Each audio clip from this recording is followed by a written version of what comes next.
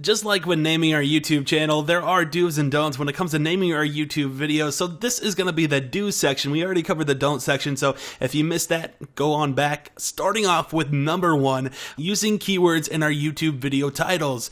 This one is the most crucial and most beneficial when it comes to growing a YouTube channel. There's all kinds of different methods to go about obtaining keywords, and if you don't really know what a keyword is, say for instance you're making video game content, a keyword in that specific niche would be video games. It really isn't rocket science, and once you get the hang of things, it really becomes second nature when it comes to naming your YouTube videos.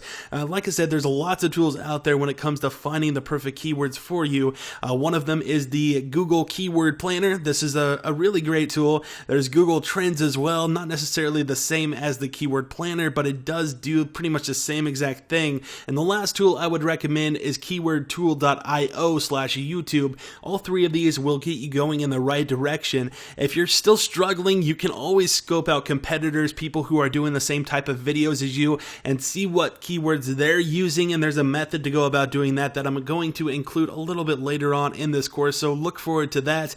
But yeah, those are some methods that I've used to gather keywords for my own YouTube channel, so those are ones that I can stand by and recommend to you if you're looking for keywords. And another good naming practice when it comes to naming your YouTube videos is using numbers in your video titles. This one seems kind of weird, but it does make sense when you think about it. A big trend out there on YouTube, and one that YouTube actually favors, is top 5 lists and top 10 lists, and all of these are number oriented. Of course, you don't have to do top 5 or top 10 lists, but doing something along the lines of 5 secrets of Disneyland or 5 facts you may not have known about Walt Disney, something like that. People are interested in that type of content or that type of video title, and a lot of it is clickbait oriented, but clickbait can be a good thing if utilized correctly, and this is one of the ways to utilize that correctly. A lot of people like the 5 facts, the 5 lists, or top 5 lists, or top 10 lists. Those types of content actually do extremely well on YouTube, not only just for gathering audiences,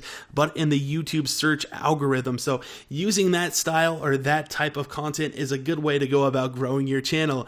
And last but not least, we have series. If you've been on YouTube for any amount of time, you've probably realized that some channels like to make series for their channels. And what I mean by series is pretty much the same concept as a TV series, consistently putting out videos or content in the same type of niche or category that can be categorized into a series that people can watch periodically. And you may be wondering how this plays into naming your YouTube videos. Well, typically when you put out a series and you're making a video specifically for that series, you will have to put the name of the series at the start of your video title so people know that this is part of the series that you have going. And a couple of reasons a series is good is people will tune in specifically to see that series. They won't miss out on videos because they want to see what happens next in that series of videos.